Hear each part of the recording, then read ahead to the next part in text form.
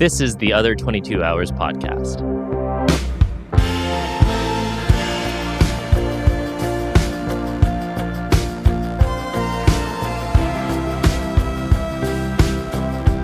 Hey, and welcome to this week's episode of the Other 22 Hours podcast. I'm your host, Aaron Shafer-Haiss. And I'm your other host, Michaela Anne, and we are on episode 122. And this week we're featuring our conversation with Carll.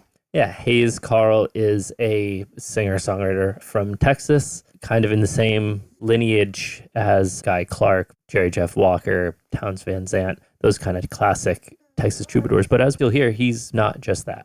On the career aspect, Hayes has had his songs covered by, and I need to read this because there's a long list, people such as Kenny Chesney, Ann Womack, Brothers Osborne, Kelly Willis, Hardworking Americans, R.I.P. I don't even know if they exist anymore, but what a cool band by Todd Snyder. He's performed on Austin City Limits, Jules Holland, The Tonight Show. He's Grammy nominated, and he is championed by All-Americana outfits and songwriter outfits, including New York Times, Pitchfork, NPR. Yeah, and this conversation was not what I expected, which was really beautiful. The overarching theme was of intentionality in all aspects of our life, how changing your habits changes your lifestyle, which ultimately changes your creative direction and desires. And a lot about life as a journey, a long journey. We all have our own timeline, and really getting the intentionality of getting to know yourself. We talk about the drive to have integrity in your art and in your songwriting, and balancing that with like keeping an ear on your audience, because to be honest, when this is our sole career path, we need to make money doing what we do, and balancing that desire and that need, which leads me to remind y'all that we have a Patreon, and that is our way of fulfilling our need to financially support the production of this show. There are goodies there, typical Patreon behind-the-scenes goodies and advance notice of guests. You can have your questions answered by them. You have direct access to us for questions. And you get the soul-fulfilling moral high ground of financially supporting an independent podcast for our community, from our community. So if that sounds intriguing, there's a link below to that in our show notes. And if you are a visual person, this conversation and all of our past conversations is available on YouTube. Without further ado, here's our conversation with Carll. Nice to meet you. I'm Michaela, and this is Aaron. I'm Michaela, Aaron. Thanks for taking time to sit down with us today. My pleasure. And I know we connected via BJ Barham, because BJ was one of our very first guests, like before we even launched, right? Yep. And he right away recommended reaching out to you, and it just took me a couple of years, a couple seasons later to finally reach out to you. So we're really grateful that you were down to talk about all this stuff. So we always kind of like to start with just, how are you doing today, and where are you in your creative life right now? I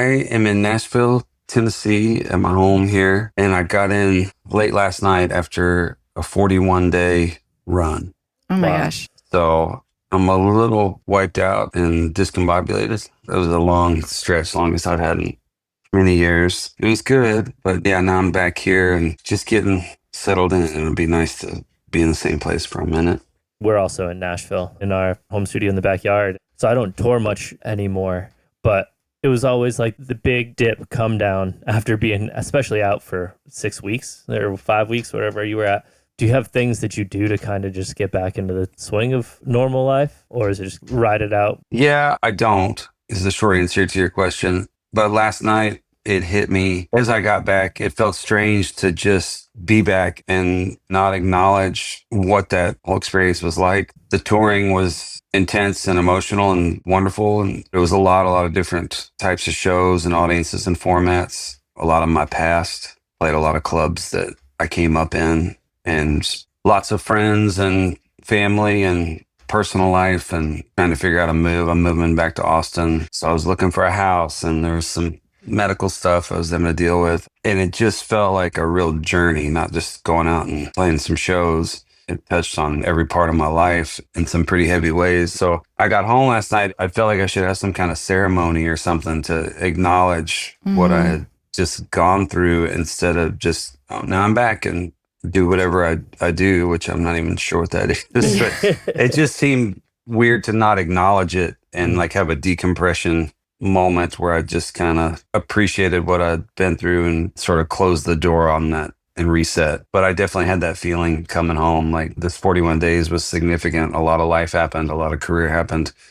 And I felt odd about not properly acknowledging it, or felt like it should go in some kind of place so I could then let it go. Maybe that's what you're going to do here.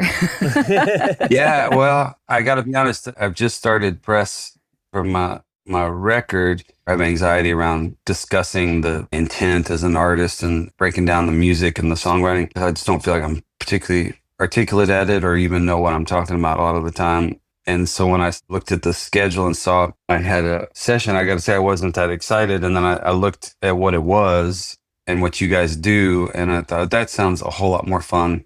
And kind of what I need right now, more than promoting myself. So I'm looking forward to just being able to chop it up and discuss life. Michaela's been on your side of the interview desk hundreds of times, doing that. And it's like the same talking points and all that. And so we feel it too. The first 10 minutes are like, oh, we're just like playing the roles, and then we inevitably kind of put in this, like, we might touch on the new record, but like, we like to say we're kind of like the anti-album cycle podcast. Cause it's like, well, what about the other time?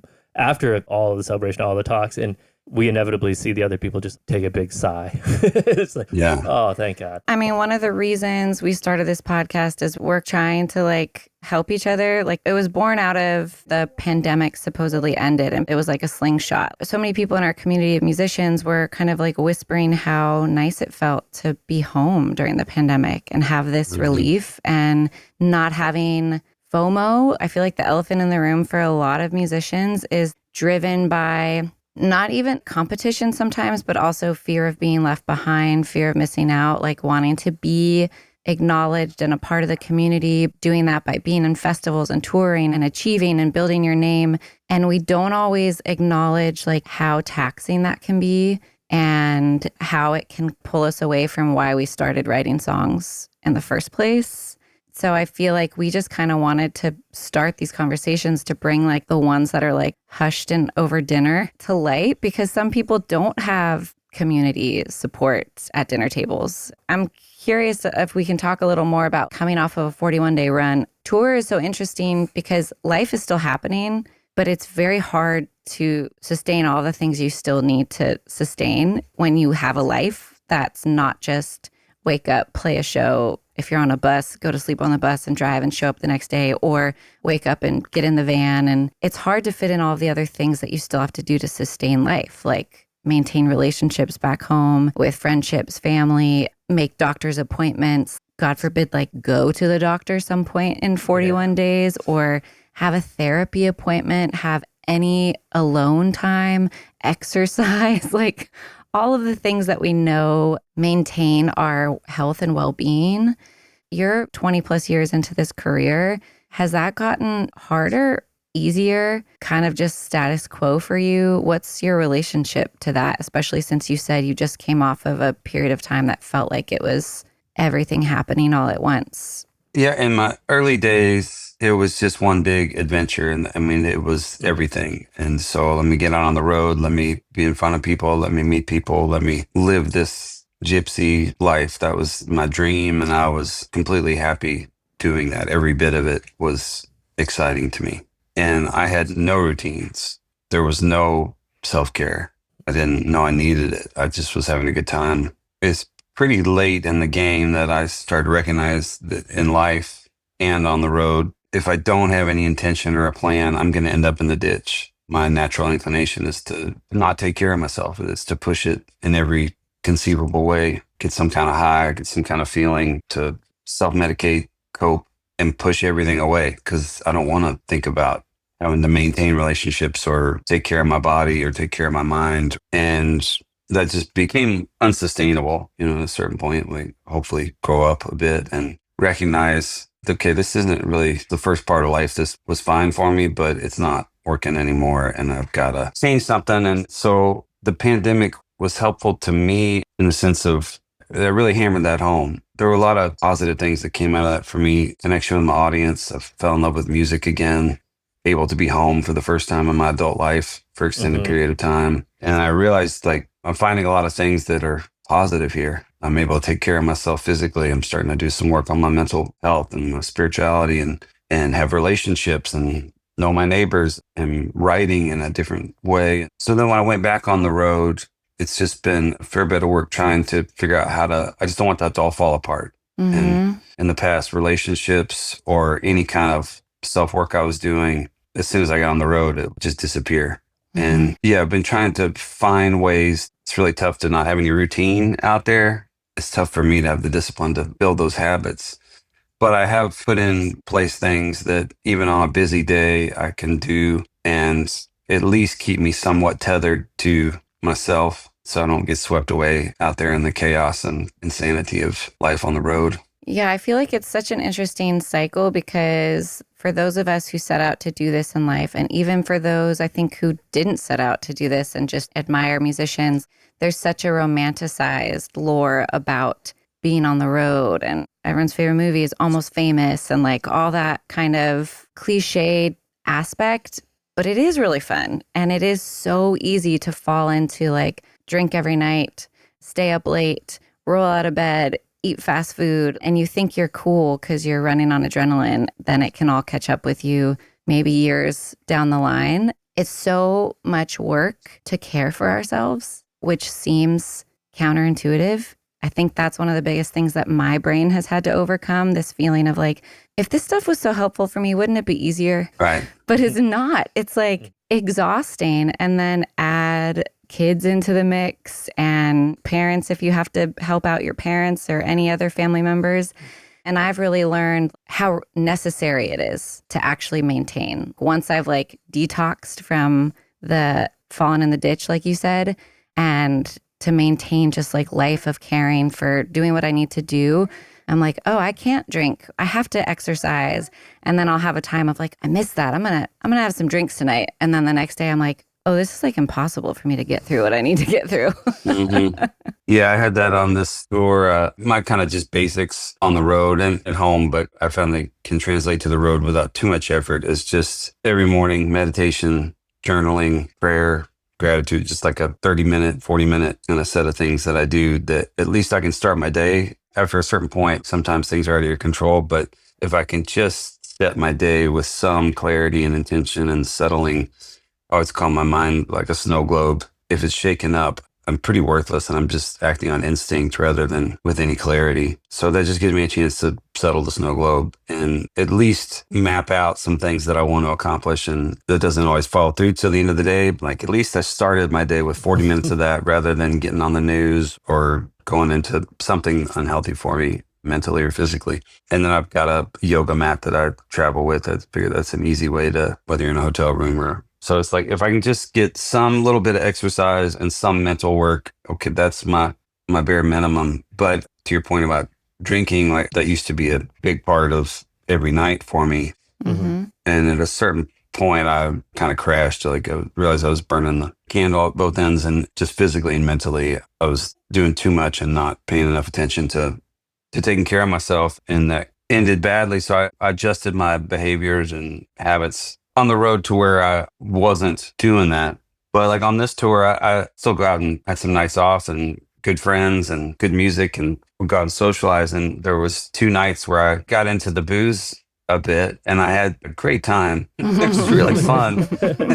But then the next day I woke up and I was like, man, everything felt like it went out the window. Like all this work I was doing and maintenance I was doing. And now I have a wasted day because I'm out of drinking shape and I'm dragging ass and I'm foggy and I don't want to do my exercise. And yeah, I guess I'm still a work in progress. It was a reminder of, I guess, the challenge of it because I do enjoy hanging out and socializing and having a few drinks, but I don't know that anything more than a few works for me anymore. Yeah, I hear that. For me, it's always been a balancing between like how awful I feel the next day, whether it's hungover in a classical sense or just like slow, everything's way harder, kind of getting off my rhythm and just being scattered and weighing that against how much fun I have. And sometimes the fun weighs out and I'm like, cool. And it's brought me to a place that like I rarely drink it these days because most of the time it's like, well, I can still go out and have fun and then I'll have tomorrow too. But trying to keep it in the intentionality rather than just the routine, especially like when you're on tour on a long run like that. To me, it was always like a downward staircase. I was like, and I'd be having celebratory drinks. And it's like, awesome. And the next day it's like, well, I'll have a drink like at sound check to kind of get up to level and then we'll be cool. And then it's celebratory because the show was fun. And then like every day, the high is just one step lower. And by the end of the tour, it's like I'm just getting dragged through the mud every day. Totally.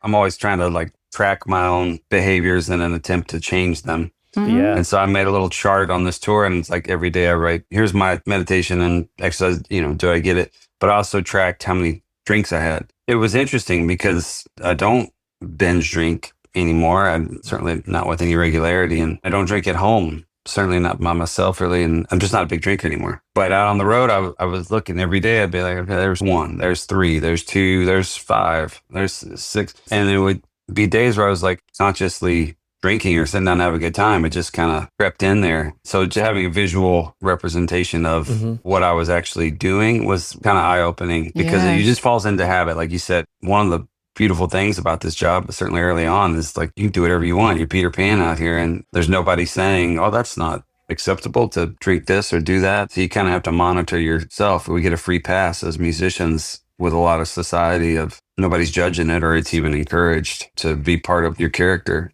I love that image of being Peter Pan out there. I mean, and it's totally that. And you hit the nail on the head saying it's almost encouraged, especially early on. I'm sure you've played these gigs. They don't get any you're a writer, but you show up and there's definitely a refrigerator full of PBR. It's like, we don't have food for you, but as much cheap beer as you want, go for it. You're like, oh, okay. Alcohol is always free at every show. So it's so easy to fall in that habit. But I love how you have that kind of visual tracking for yourself. And like you said, nobody's checking our behavior when you've done enough years of touring and participate in stuff that like wouldn't be allowed at any other job. Yeah, while you're working. Yeah. And I'm always like, there's no HR department. So as a woman, there's no like protections against sexual harassment. You're navigating all of that stuff with an immature brain also when most of us are starting out in our 20s. And then not to say the arrested development that happens when that's the environment you're in might stay in that way, through your 40s, 50s, whatever. There's no safeguards to kind of help us learn the societal or cultural benefits of kind of treating ourselves and each other well on the road. And we're all trying to like figure it out individually while also trying to survive to build this dream that we all have of, okay, this thing made me uncomfortable, or maybe I shouldn't have done that or whatever, but I'm not going to change it or say anything about it because I want to stay on this tour or I want to keep doing these tours. And this is the way that I need to build my business. Not to mention then the subconscious of, I'm curious from the outside looking in, you're part of this kind of tradition of Texas singer-songwriters that, again, this is like an outside view, but like in Guy Clark and Townes Van Zandt, are you conscious of that tradition and the vibe around that ever coming in to influence you as well? Yeah, certainly those were guys I aspired to be among many others, but there was a part of it that I romanticized and idealized the wild behavior as well. I thought that was part of the deal when I was young. And I would buy the books about all the Texas guys and singer-songwriters in general. And so many of them, think about Jerry Jeff Walker or Ray Wylie before he got sober, or just so many folks. The alcohol and the drugs and the bad behavior was part of the deal. And it was like something that, to me, I romanticized it. And then I was drawn to it on stage or off. But then when you get out there, and I felt like I was playing a part because it was like, I'm the drunk gypsy singer-songwriter. That's going to be my lane. That's my thing. That's what I do. And the alcohol fuels the poetry, and the lifestyle fuels the songs. And that all went part and parcel. That's a dangerous place to be because you can't separate it, and you think you have to have drugs or alcohol or promiscuity or just bad behavior or unhealthy behavior to be an artist, or that gets tied in with your identity, and that can lead you down a dark road. I went through a period where I just quit drinking for years and really tried to get a handle on that and make sure that I knew what my intention was and that I could perform without that and that I didn't have to be that. And my wife at the time, she was out in the crowd and she heard somebody say, I miss drunk Hayes.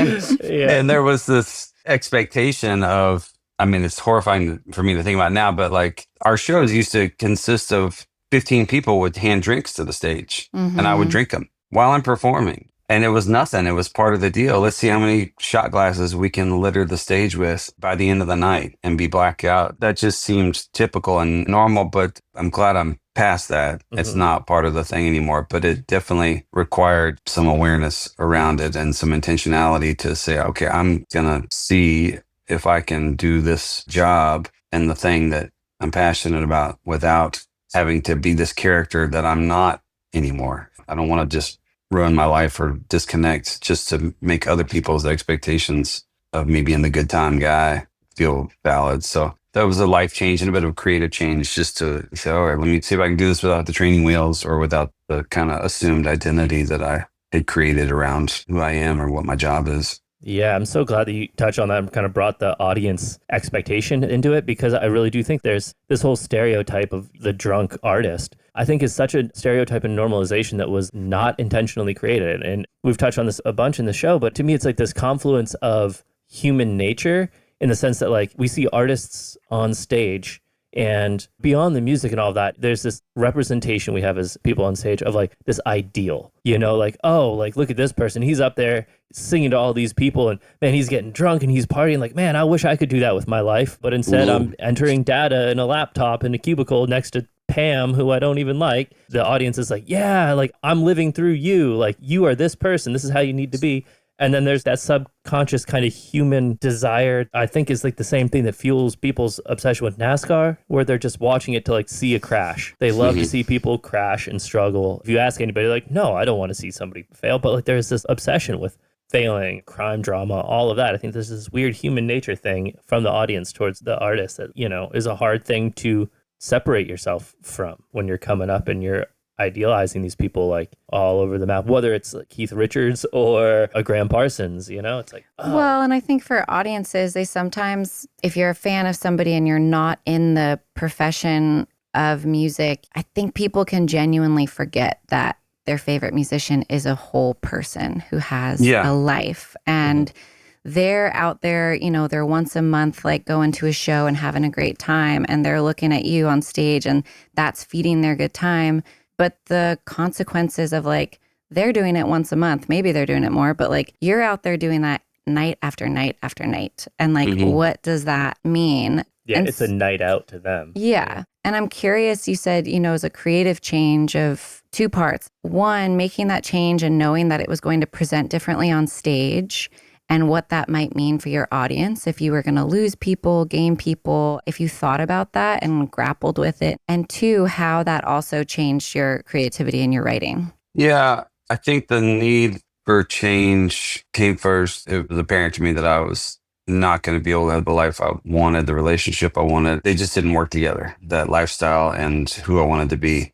And then when I made the change and was able to work on who I wanted to be, the art changed with it to some degree, because I was writing with a different intention, and it was less to say, would this be a fun song to drink to? And not that all my stuff was that, but there was definitely elements of I'm writing to get an excited, wild reaction out of people at times. The way I presented stuff and the way I behaved, I was trying to loosen everybody up and all get us to this euphoric place where we can all have this shared joyous drunken moment. Oftentimes, when I stopped doing that and focused more on what I was actually thinking or feeling rather than what they were or what they expected, the music just got more introspective. And then when I present that, I would present it in a different way because I was going for a different thing. And that was scary. You know, change is scary. I think particularly, I never expected to have a career. You know, the fact that anybody wanted to hear my songs was a huge surprise to me early on, and took years to have a career. And so I always held on to it really tightly and probably had a lot of insecurity around whether I belonged. And alcohol was a way of helping me drown that out.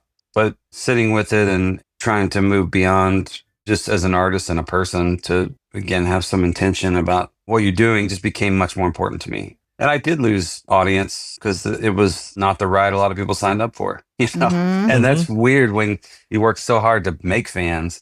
And then I got into that trap of, well, let me keep them. Let me give them what they want. And ultimately, I think that's actually a way to reduce your fans, because no matter how much they like it, at a certain point, people grow up. And if you're not evolving, then either your audience is, you're stuck with a very unevolved audience, or they grow up and leave you behind because you're no longer something that's interesting to them as they move on. So yeah, it felt like a shift, and like a lot of people just weren't into it, and that was tricky, but I was much happier on the whole and much less reliant on their reaction, which felt good. I needed to have some solidity in myself and say, okay, here's what I'm doing. I'm going to create this. Here's my intention. And then I'm going to share it with the world, and I hope they like it. But if they don't, that's okay, because I like it and I'm connected with it and I know what I'm trying to do. And if it doesn't work, it'll be a matter of whether I did my job well enough, but it won't be a matter of I was trying to be something I'm not or hanging on to something that wasn't where I was at anymore. Yeah, I think you're kind of touching on, at least in my interpretation like that, what makes music special to me. You know, it's like your songs, when you were drinking more, when you were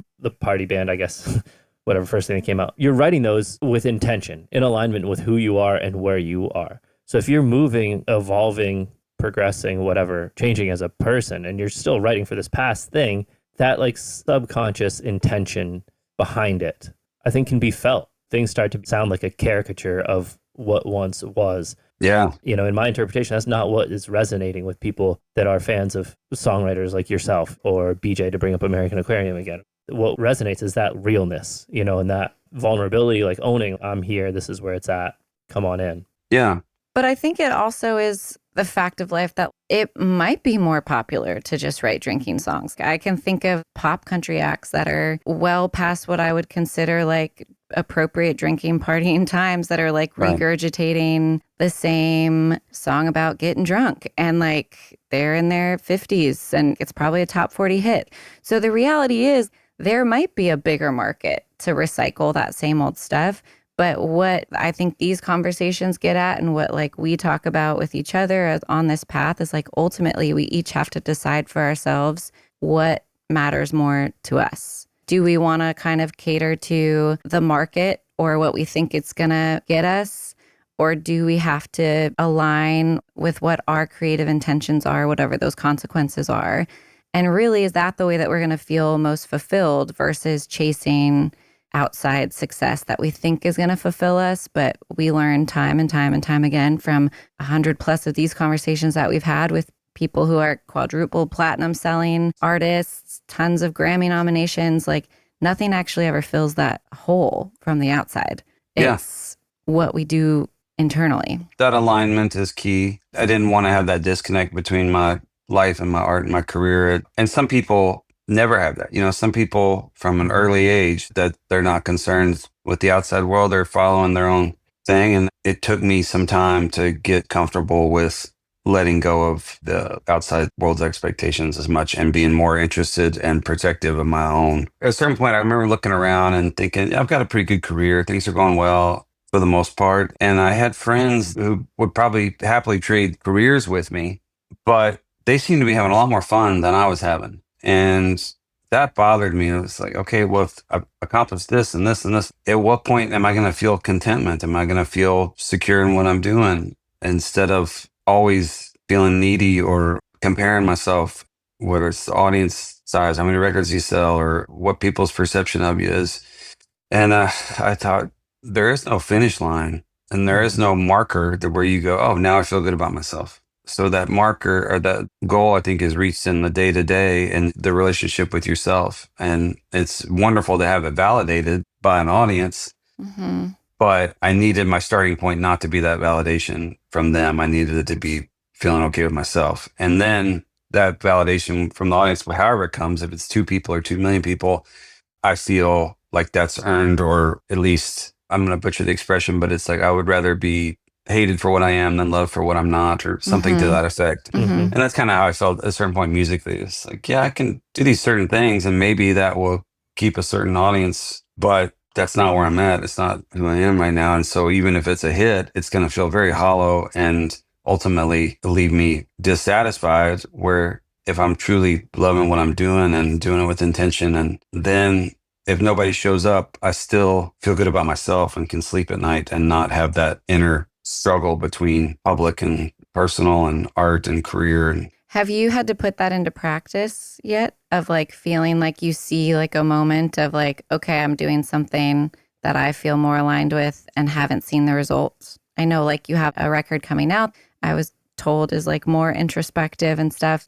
Just for context, we had a guest who is a friend of ours. I won't name them by name, but people might be able to find it, who was about to put a record out and was like, I feel like I'm owning everything for the first time. I don't even care what the response is because I love this. And I was like, oh, I'm so curious to talk to you in a year, because I kind of went through that with my last record that was a couple years ago, where I was like, I feel so rooted and grounded. Rooted and yeah. That outside response doesn't even matter. But I for sure got caught up in the outside and public response and what happened or didn't happen. And our guest, after they put their record out a few months later, texted me and was like, oh boy, this is a daily struggle. No matter if like one day I feel like, yeah, I don't care, this is what I'm doing, that pull can still happen. It's like a lifelong challenge of being like, wait, no, let me reground. Yeah. And I don't mean to minimize the reality that we got to make a living and that how people respond to it is not important. It is.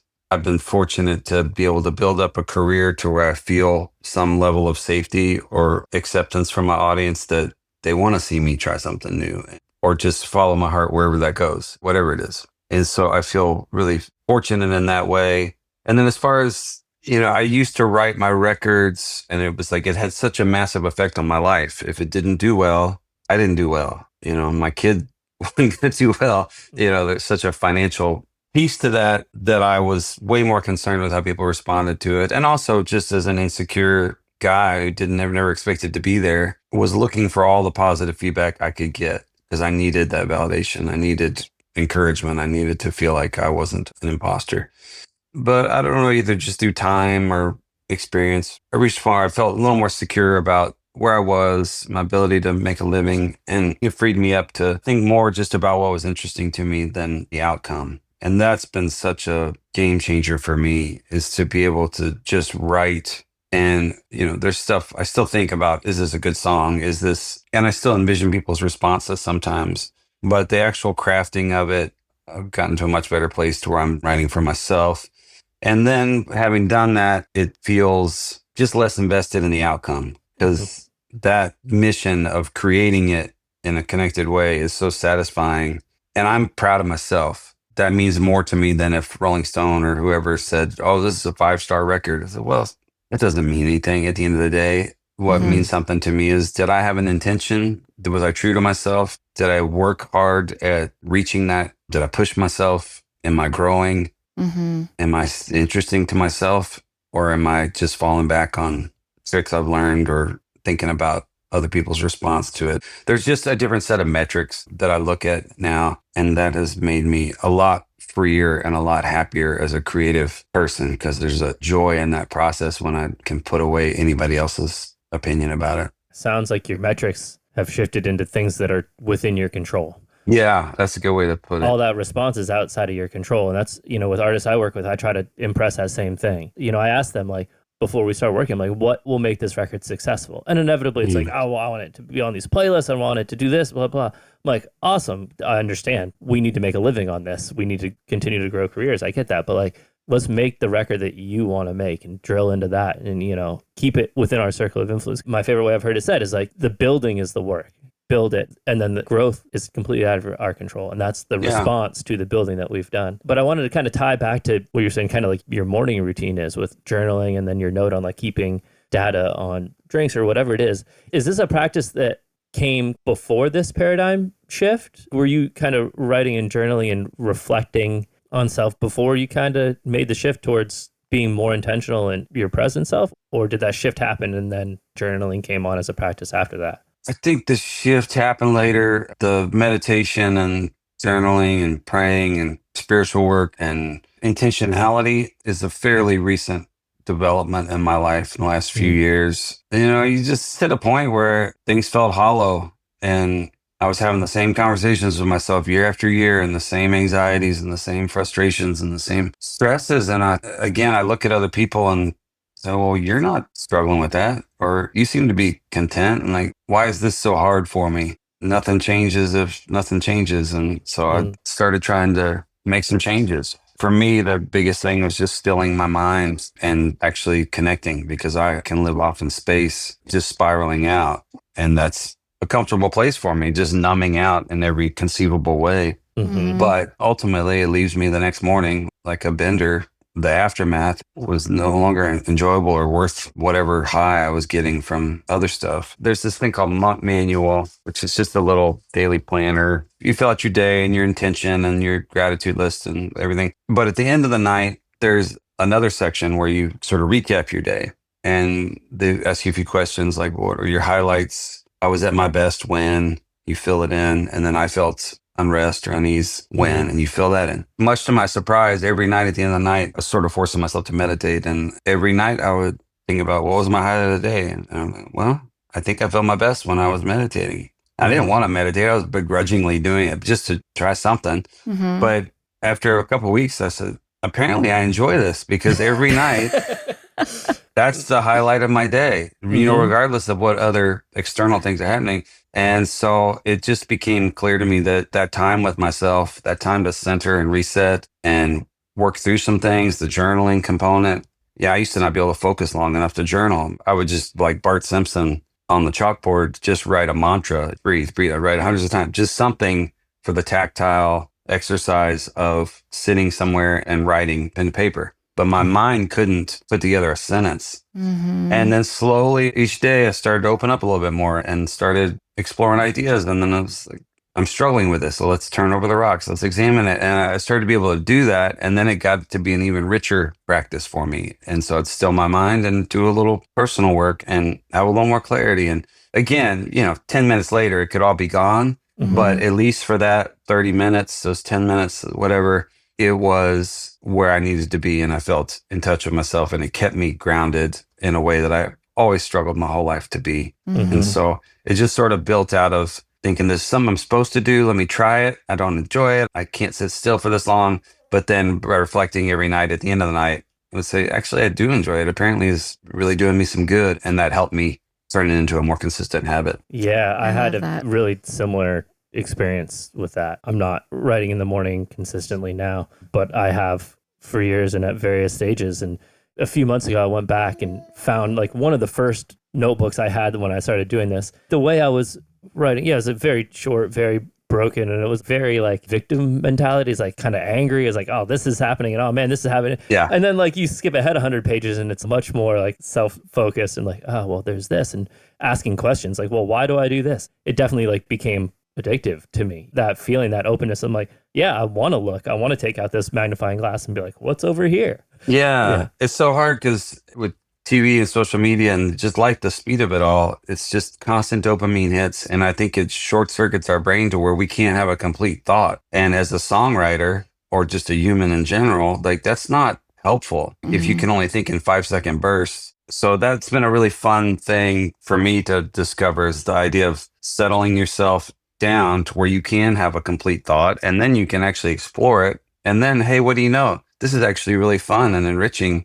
And yeah, should turn on the TV or checking out in whatever way feels good in the moment, but it's just a sugar high and it wears off and there's a bit of a hangover or a loss in that. But getting to know yourself and spending time with yourself and enjoying your own company and starting to understand what you think and feel. Again, for a lot of people, you know, that may just be commonplace and they've known that from the start. I'm not one of those people. I'm almost 50 and I'm just figuring out how to be with myself. But it is what it is. It's the schedule I'm on. And I'm grateful that it's not 70. I just listened to Richard Rohr's Falling Upward. It's a book about the second half of life, not chronologically, because some people get there much younger and some people never get there. But the idea is just your needs change and your understanding of life changes at a certain point, and you're able to adapt from what everybody expects or what you told yourself you're supposed to do to actually finding out what you really are about and what you really need. It makes me feel good just to be a part of this human experience, and we're all going at our own time and our own way with our own struggles, but to be able to just get off the hamster wheel for a minute and assess what direction I'm at and what value does this have to me. It feels so much safer and in a good way, not in a numbing out way, but just like I'm grounding. I know where I'm at. The world spinning out doesn't have to make me spin out. Man, Absolutely. that's all really beautiful. It makes me think of, there's a memoirist and writer, Suleika Jaoud, who's married to John Batiste, the musician. And she just released a new book, I think called Creative Alchemy.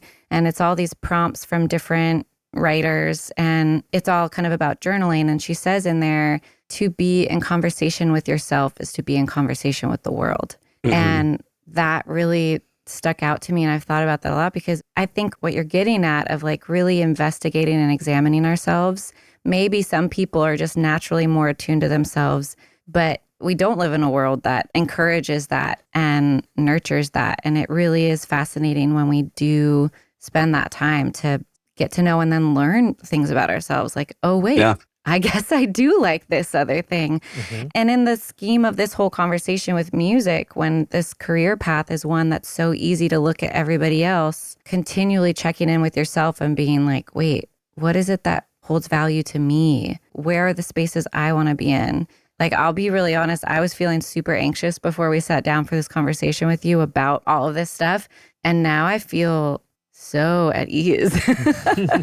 Just listening to you talk and sharing about this stuff of like, we all just got to center with ourselves. We're all on different timelines, different paths. Like, just thank you. Thank you for sharing some really vulnerable, intimate practices and things you've been learning about yourself.